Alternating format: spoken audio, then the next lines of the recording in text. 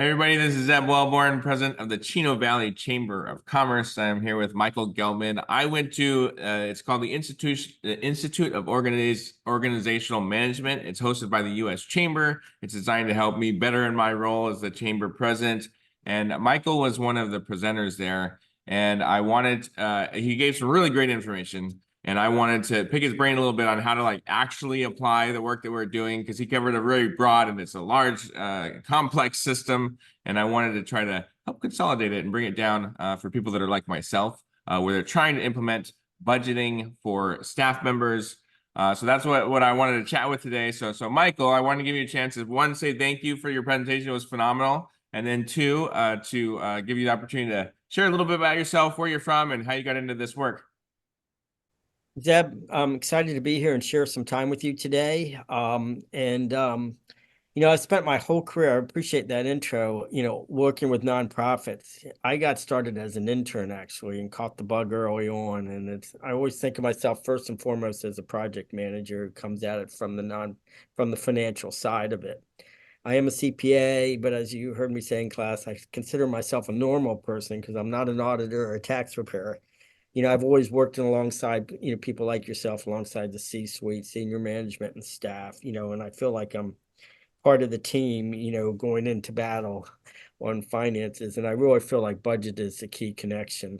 Real quick, I'm out of the Washington, D.C. area. I've worked with nonprofits my whole career, mostly membership-based organizations, national member-based organizations to start. But I spent a big chunk of my time now with 501c3 foundations, grant-supported, donor-supported organizations, and we work with NGOs and such. Got out of public accounting about 5 years ago. We have Fiscal Strategies for nonprofits where we do consulting work. And just as an add-on here, and you might want to add this at the end of the video, Sustainability Education for Nonprofits is an open access website.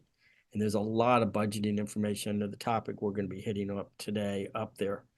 It's free, open access. We encourage people to go there. And we're posting new information constantly every week and such, articles, podcasts, and even some templates. So encourage people to go there and take a look.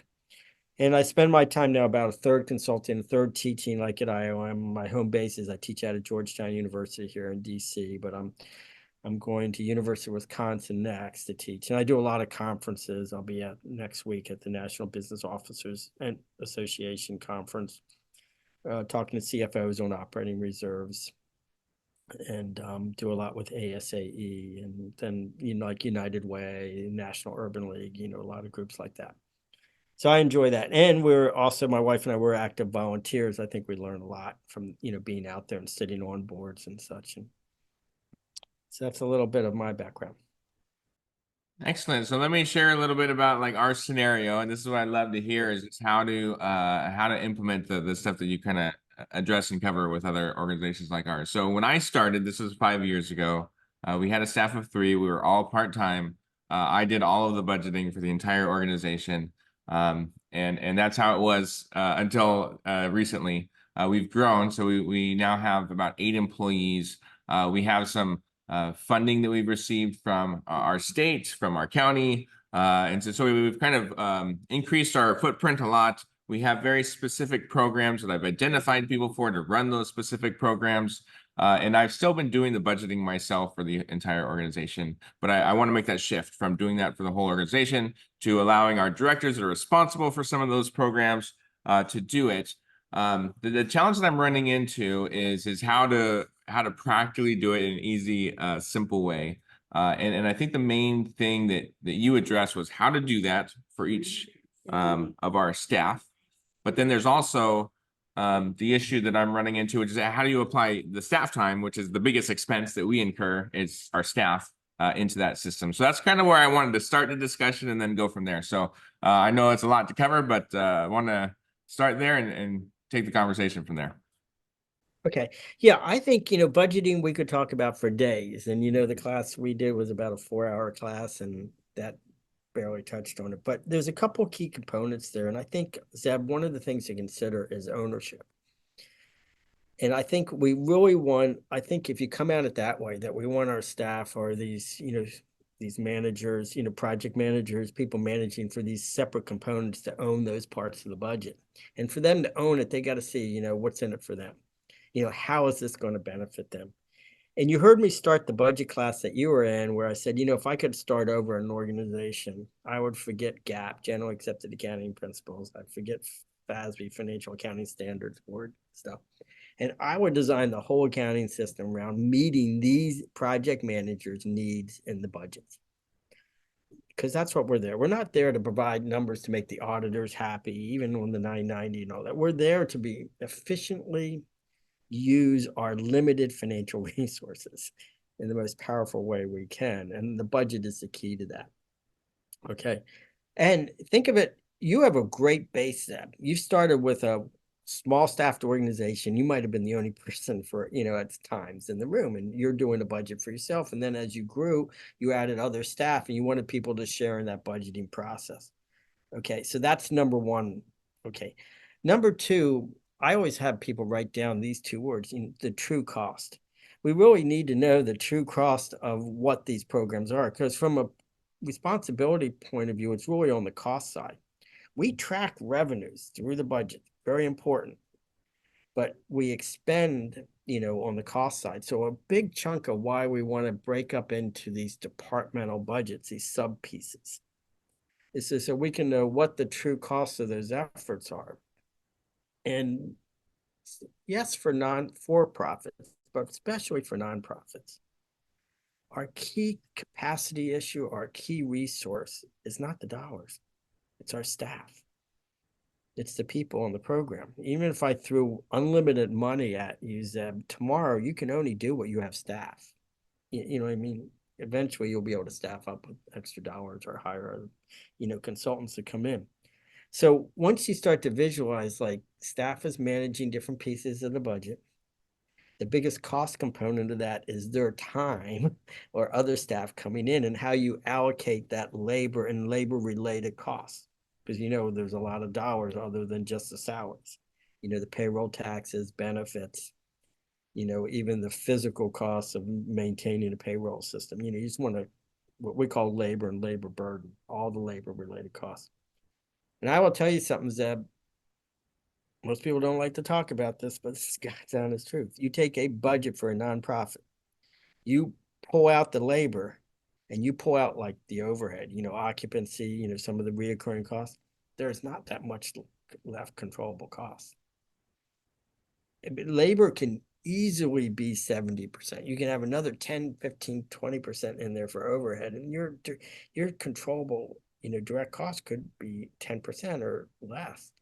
Now, if you're running a few major meetings, you might have some bigger costs, for that event. But a lot of times, so that's why it's really important we allocate this, the staff salaries, and we look at this from a programmatic area. I hope that helps. I did that really fast, but does that make sense? Do you have any questions? Yeah, no, that's perfect, and that's one of the things that I really appreciated about your discussion, because it just gave me a framework on how to like start thinking about that. But then when you get into execution, it's a totally different beast, which I want to make sure that I am doing it as I don't want to say the right way, but as the best way that I possibly can. So just like how we've got it set up in our organization, we do have a bookkeeper. They manage the books. We do it through QuickBooks. We have Chamber Master as our software. And so QuickBooks is kind of the way that our accounting firm will account for that. They're placing the line items in the budget. And what I'm assuming is I'm just telling the way that it currently is payroll is the big lump sum for everything. It doesn't go into any of the little departments that you have set aside in the QuickBooks. They will do the how would I describe this? They have we do have the different departments. So as an example, workforce development is one of our programs that we run. We have funding from the county and the state that allow us to do that work. So that's going towards a specific like section that I would love to break out and put into its own budget. But then like the payroll is attached with the full payroll of the whole organization. And then I'm trying to figure out how to like, what is the best way to integrate it so that it's easy and then it works. Does that make sense? Yeah. And not to keep pushing the website. No, remember it's open access. There's a 4-part budgeting series in there. And there's a key part in there that And I'll send you some links if you could drop them in for people at the end. On I argue for, doing a quick budget for the salaries, labor first, and how you allocate that. Now, let's just get to the chase real quick. You're going to use estimates. In a perfect world, I would have you using timesheets. If you look at a large size nonprofit, and just like when I worked inside a CPA firm, we have to track our time and where it goes. And the larger groups, if they have 50, 100 people staff, they're tracking their time, not by, statutory time, work on office, PTO, paid time off, different things. They're working on, project A, project B, working on membership, the annual event, the annual meeting, you know what I mean? They're working, they're putting their time down. You're going to use estimates for that.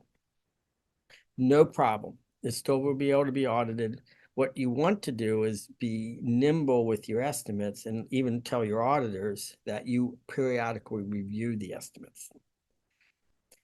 I will tell you this, there's no estimate, when you do a budget and they're keeping timesheets, we don't know exactly where everybody's going to spend their time. We expect it to be different than what we load into the budget, but we learn. And it's always like this, wow, eyes wide open at the end of the year. You say, I had a feeling that project was really sucking a lot of time, but I never thought it was that much time. You know what I mean? If you had real time sheets and people were writing it down, but so do an estimate at the beginning of the year. It's in the articles. We even have some templates in there. I think I passed one out in the class, how to allocate that. But you need to go back and periodically, in a perfect world, on a quarterly basis, go back and look at your estimates. And then your bookkeepers, your outside accountants, will allocate your labor based on those estimates where you think people are going to be spending their time. Okay. But that imagine staff trying to figure out, do we have the right membership fee? What's the cost for a workshop for someone to come to and all that? And if we're not loading in the labor and if we're not loading in overhead, and oftentimes, the knee-jerk reaction is, oh, we're doing a 3-hour workshop. There's no food, there's no nothing. The space, we're using our own. So it's like, oh, we can just charge $20 for this because we have no costs in there. Meanwhile, it took the staff 8 weeks to put this thing together. And so all of a sudden you go, yeah, this thing really is worth $95 a person. Yeah, yeah. And no, When you could see the labor in there. You see what I'm getting at? It's like you're looking for those wow moments. You go, whoa. yeah. You know? Okay, so to make sure recapping this, so the way that we're doing it is I am or I'm working with a team to estimate how much time they're going to spend. I can work with my bookkeeper, and she will work on allocating those things into those departments that I've indicated that I want those things to go into. Yeah, you'll have a set of estimates, Uh-huh. and you want to promise me or yourself that you will periodically review the estimates. Yeah. Where the one mistake I find is groups do the estimates, the auditors come in, they're applying the estimates, but you'll find that the estimates have not been changed in 3 years. Yeah. No way. Yeah. Things change. Some programs get bigger, smaller, your time, effort, your staff changes. You just want to periodically look at it. In a perfect world, you're changing them quarterly, but most people are updating them once a year around when you're setting up the budget for the next year. But I like to go in and do update it quarterly. But you're handing those estimates to your bookkeepers, and they're going to allocate from the payroll service, the costs. Yeah. And yeah, let me ask your opinion on this. So this is the thing where, like, when I took over the chamber, I was responsible for the whole organization, right? You're responsible for the growth of it, but then I was also responsible for the budgeting and the financials. And I think from my perspective, when you get in, and I wanted to see this organization grow, the best way to do that was just to monitor that financials and to make sure that we were doing the things that we needed that would help grow that. And obviously, we've done that over the last 5 years. I look at it as like being an entrepreneur and growing an organization. And I want to be able to instill that among my staff too, where they're responsible for their sections, but those are things that they can grow themselves. Is that, I guess, is that normal? It was my question is that the way that I should be looking at it with divvying up these different sections for people to be responsible for their own budgets so that they can take on an entrepreneurial mindset about how can they grow their section of this, which in itself is its own business, right? Am I looking at it the right way? Yeah, it's actually not, it's better than normal. It's the best practice. And the fancy word is the best budgets are decentralized.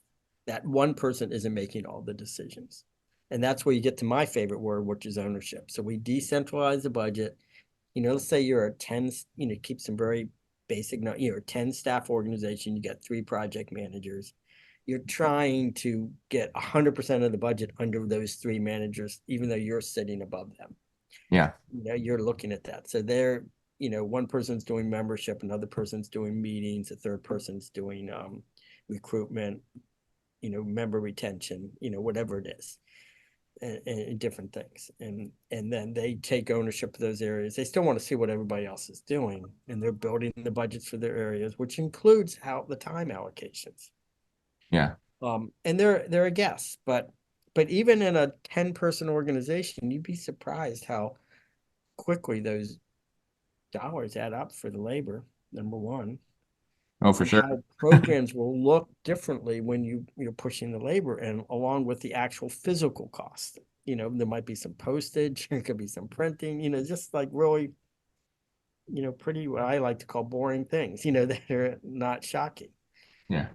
But, and then things like insurance and stuff will end up in your overhead side. But if it really starts, once you're comfortable allocating labor, you start getting comfortable allocating what, a direct cost, and an indirect cost like, a website that's not only being used to register people for programs, but it's also a member, landing spot, right? But Yeah. it's also your outward facing for the general public to see what you're doing, and then economic development. You know what I mean? So you start to say, hey, the website is truly a shared cost that's going into the overhead. Yeah. Yeah, and then that's probably the other question is, you have different folks that are kind of responsible for all of stuff. So I'll say like marketing or myself. Those are things where you're kind of involved, but at a limited capacity in each one of those things. I think I know the answer, but I want to ask it. How do you account for that? And the overhead, the building and all the stuff that you just mentioned. Yeah. Well, Zeb, you're the biggest problem. Whoever the CEO is, the top level person, it's got their hands in everything. Yeah. You could have someone who's literally in a member-driven organization, just gets 100% of their time charged to the membership department. And even them, they might be. So you set a few parameters. I mean, I always say, usually don't allocate a person's time below 5%. So if you're just doing, as you're allocating across, so we don't want to get too small a number. But if we took your your 4 biggest areas, or look at your major departments, you just start working from your biggest one down. And then some of your time is going to go into G&A, general and admin time, for board meetings and things and such. And if you're a fundraising organization, you have time that's going into, fundraising, bringing in donations and things and such, applying for grants and such. So, but think about the 990. If you go to page 10, the 3 columns on the 990. Not that C6 is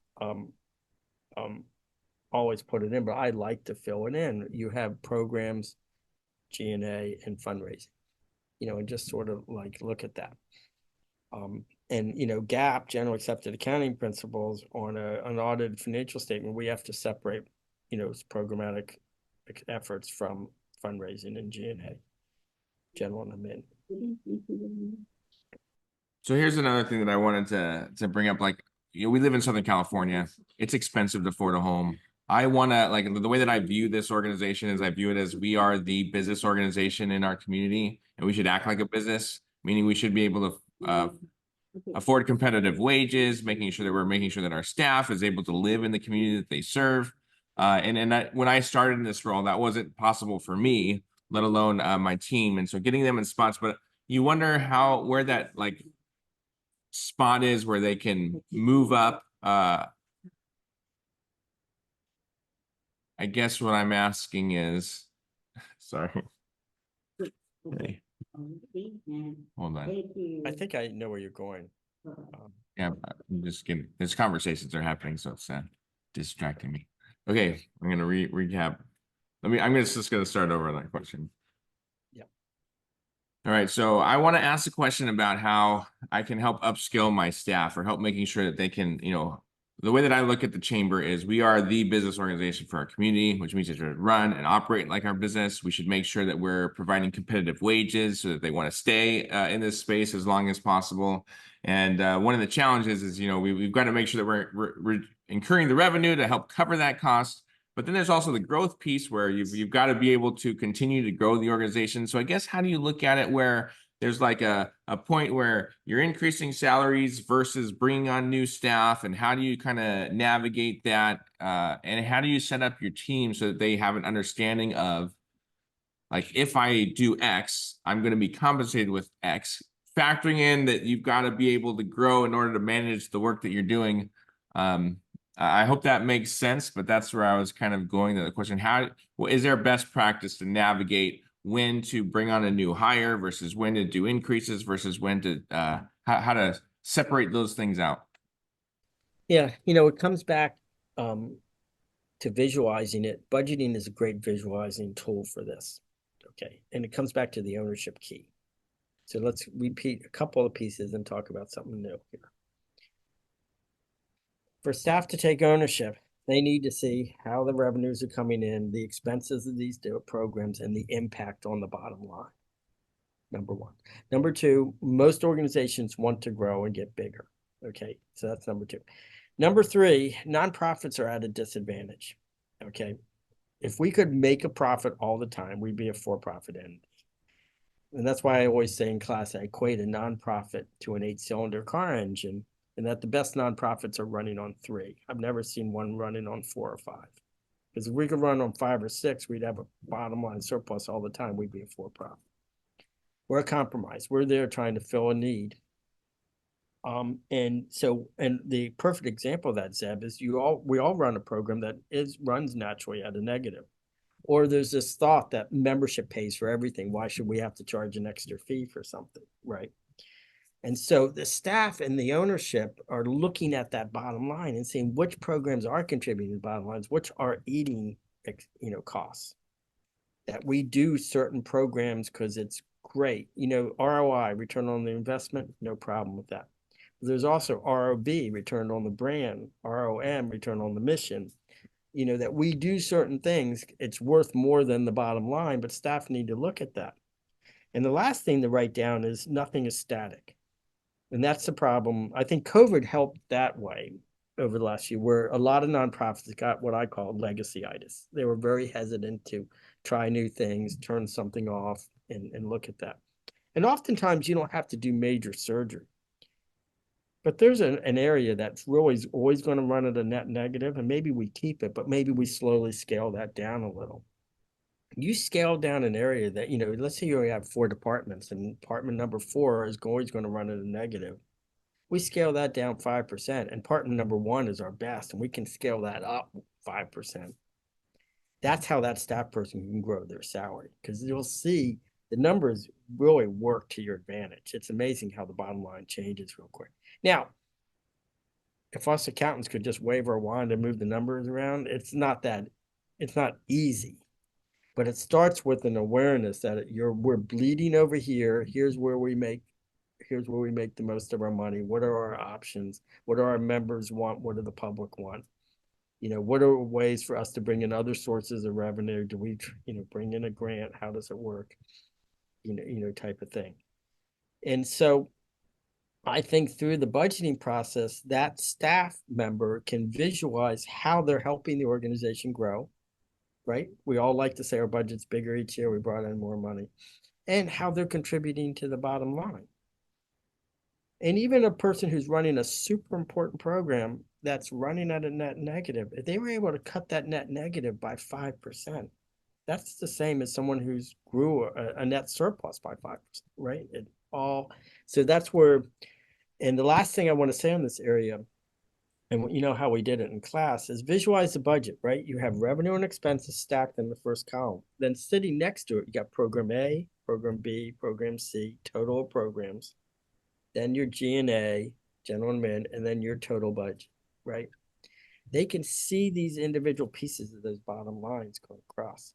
A lot of times they just look at, yeah, we have an $850,000 budget, and that's all they look at. They're not looking at program A has a $100,000 budget. Program B is 50. Program C is $350,000 budget. They start to see the little pieces. It's almost like, I hate to say this because we don't want people to silo, but it's almost like little entities within, departments. You want departments to work over, together, but you start to see these areas. The number, you're using estimates. Even when we use timesheets, we know there's some wiggle room, Yeah. but you start to see where's net positive, where's net negatives.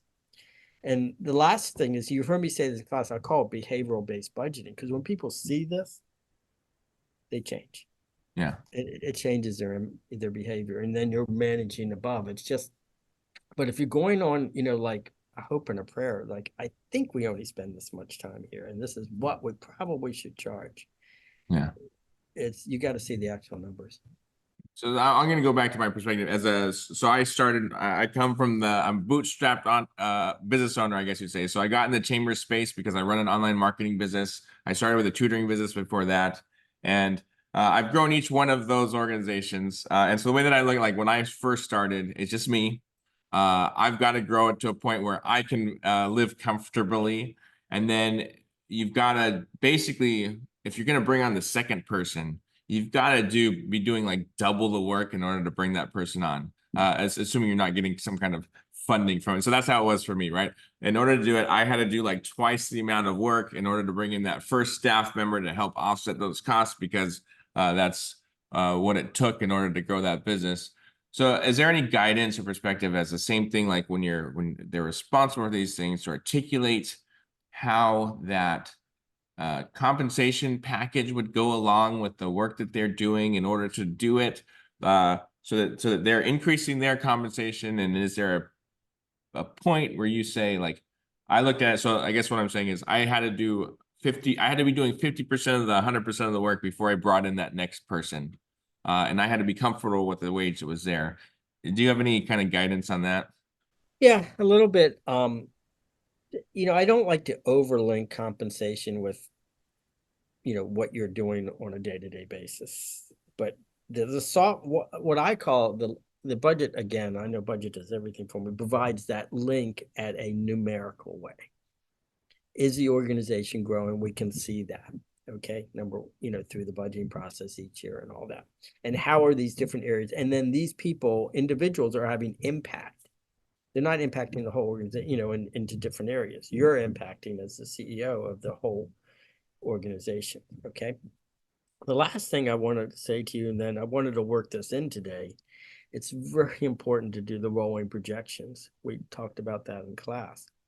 I always like to say, how long does a budget last? All that work, budget lasts 3.5 seconds, because things are constantly changing around you. And if we're on a monthly basis, when the reports come out, if you're on a 12/31 year end, in the March, you get through the first quarter, that budget at that point probably is 4 or 5 or maybe even 6 months old already. It was put together back in September, October, and March will come out in April.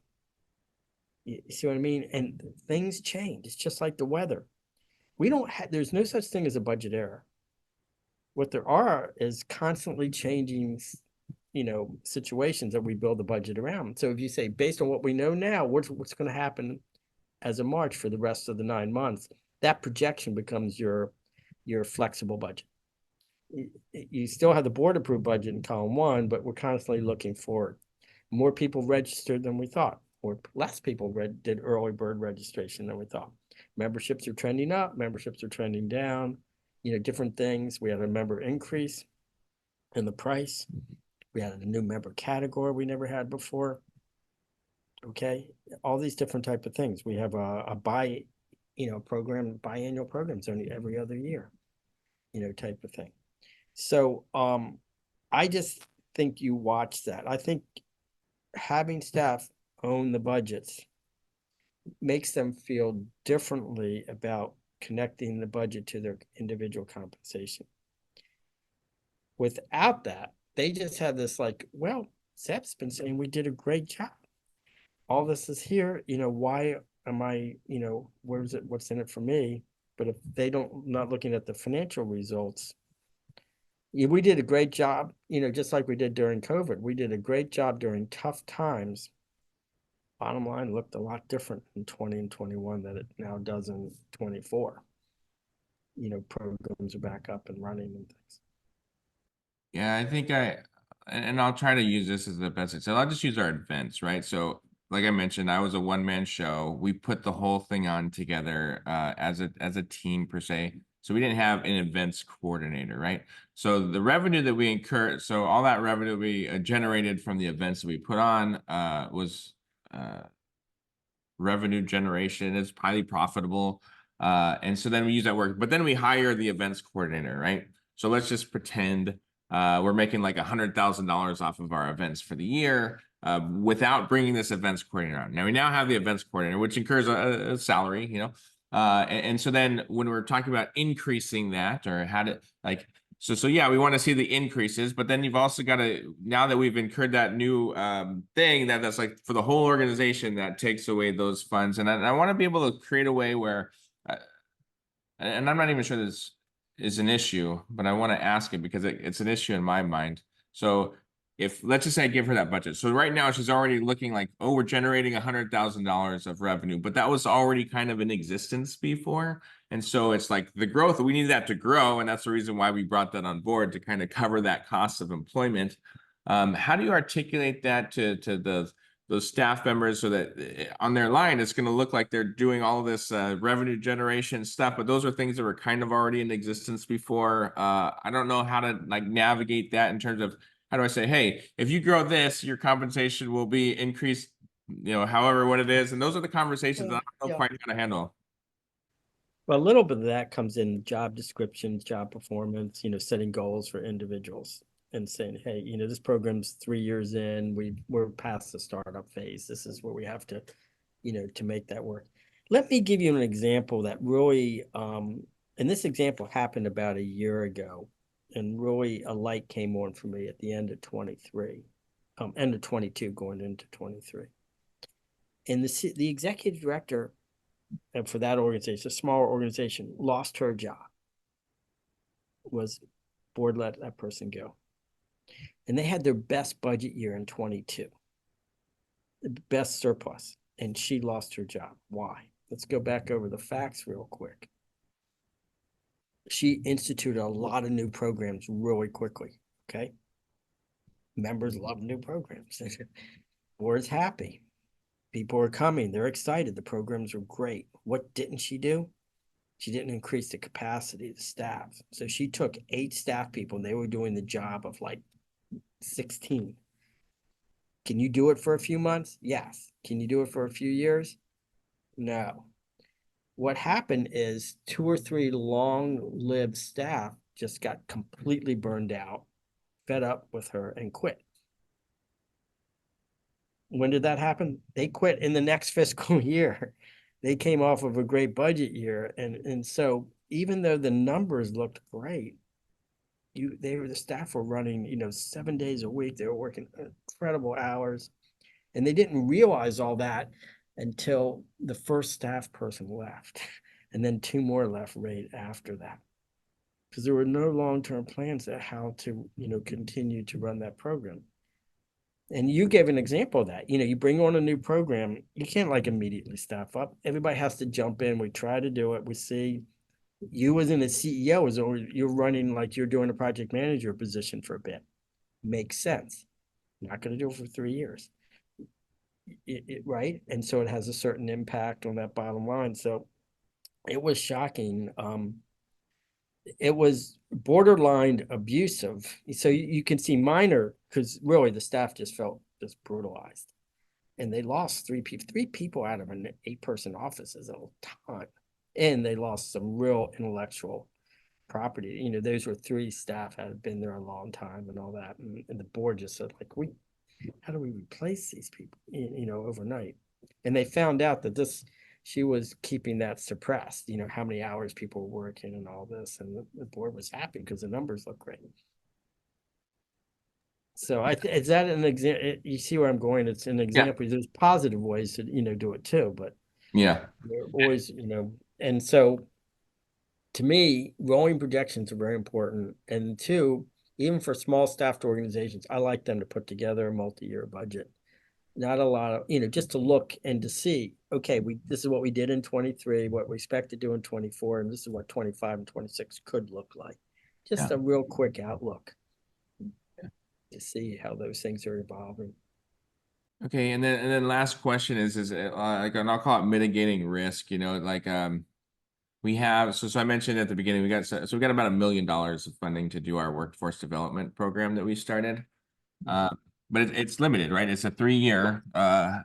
Originally we applied. We thought it was 7, but then as soon as we were awarded, they told us it was 3. And so then of course that funding goes away after year 3. The plan was to create sustainable programming to get our businesses invested in it. So I feel like we're going on a good track there. But we are applying for other grants, which are short term. They're a year. You don't know if they're going to get renewed or not. There's a lot of uncertainty. We did lose a contract with one of our agencies not that long ago, where it was a good portion of covering staff costs. So when it comes to like that staffing piece and those budgeting pieces, do you have any guidance on how to manage that when it's short term? And so, like, let's just say that 1 year there's this massive increase, but it's because you got this one grant that's for that year, and then you don't want to do that thing that's going to put your organization at risk because you're kind of overcompensating for that work. I just have some questions around that, and I'm wondering if you have any thoughts on that. Yeah. Part of it's human nature. It's why most lottery winners end up bankrupt eventually. Yeah. Those revenue streams don't continue. And grant-based organizations struggle it off all the time. My really easy answer is that's why we do multi-year budgets and look out.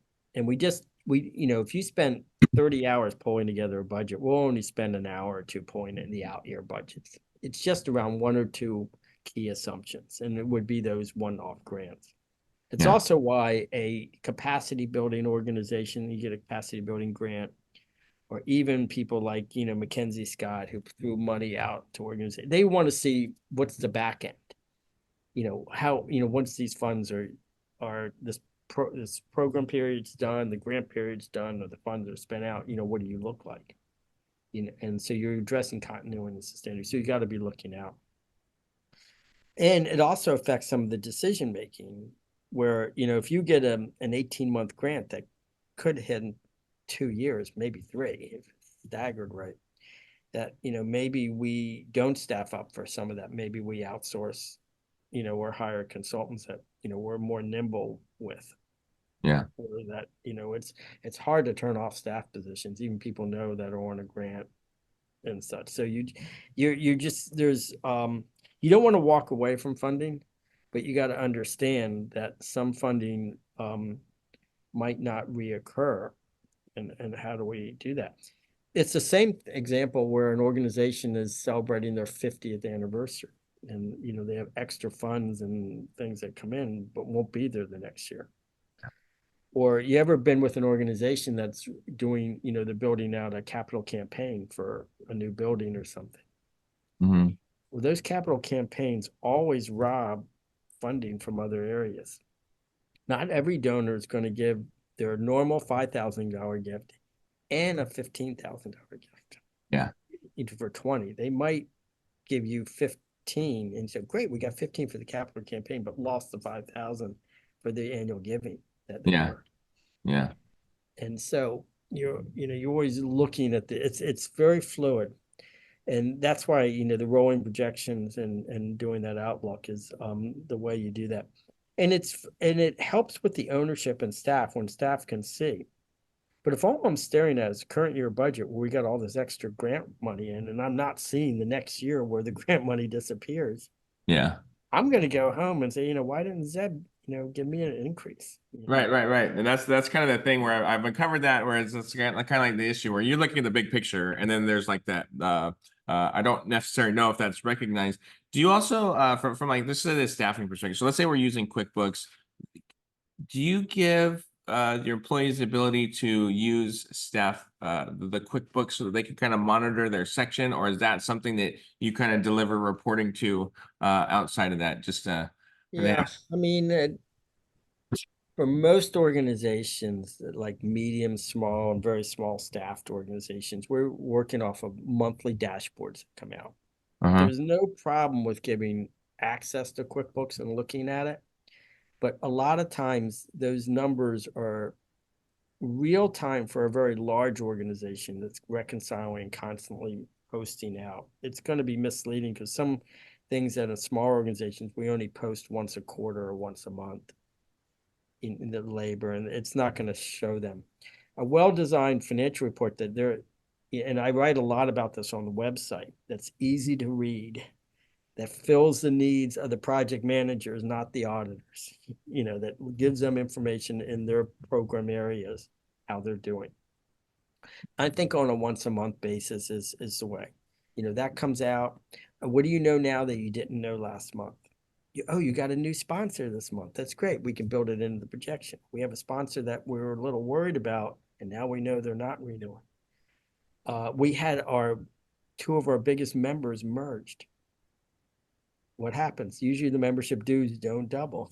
We Yeah, might yeah, have lost some of that, or a member relocated or something. And so these kind of things, might not have been there last month. All of a sudden we know about this month, so we run our projections. So the dashboard comes out, they look at it. And I think asking somebody, how are you doing as of March on a 12-month basis, 12/31 year end, should be illegal. It's almost irrelevant how you're doing in March. It's based on the March numbers. Where are you going to be in December? yeah, Looking forward. Because oftentimes we might look great in March and know that program's heading for a disaster. It started slow. yeah, We had some money that came in on the front end and expenses are going to hit later. We just got a notification that some core costs just doubled overnight that we didn't expect. yeah, yeah. Well, hey, I really appreciate you taking the time to chat with me on this. This has been super helpful. These are things that I'm going to implement over the next few months. And thank you for the resources too. So I'm going to make sure that I'll provide that in the link on this YouTube video, the link to those resources. So if anybody does want to check those out, they will be there for you. And then, yeah, I just want to say thank you. You were, like I said, I learned a lot in your session. I totally want to implement this stuff. And I had just issues on like getting the ball rolling on it. So you've given me that guidance, and I hope that helps some of my other fellow chamber CEOs. So thank you. Thank you. Yeah, I'm happy, and put the links up and how people can reach out to me. And if you have any questions, I learn from these experiences, and hopefully will be able to I can provide some input when they reach out. All Thank right. you. Thank you so much. All right, good. Well, hey, thank you. Thank you. How was Yeah, that? went a little long, but I'm sure there's pieces you can cut out. And yeah, Well, yeah, the length of, sorry, I should have just said like I wanted to keep it at the hour at the most, but definitely I'm gonna keep all the pieces in there. So I'm just gonna edit that one part out where it's a little pause. So yeah, thank you.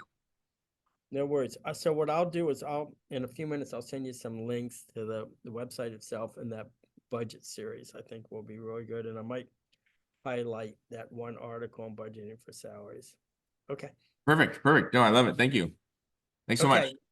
Okay. Have a good one. Thank you. Bye. Okay, bye.